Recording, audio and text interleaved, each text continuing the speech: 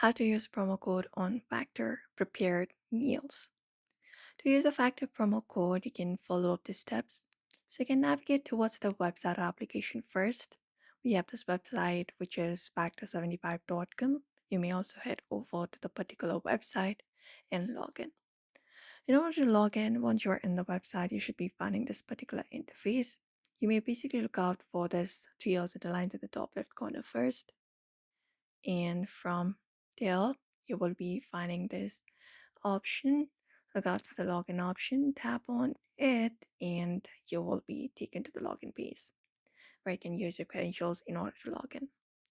Now, in order to go ahead and use a promo code, once you are logged in, you can basically go ahead and select your desired meal plan, specify the number of meals per week, and go through the checkout process.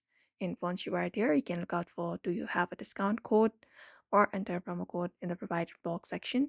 After that, just find it up and just go ahead and enter the promo code available and click on apply button to activate the discount before finalizing your order and verify the discounted price and proceed to confirm your purchase, and that's it. So if you'd also like to use the promo code on Factor, it is pretty quick and easy. So I hope this video was helpful. Give it a thumbs up and subscribe for more tips and tutorials.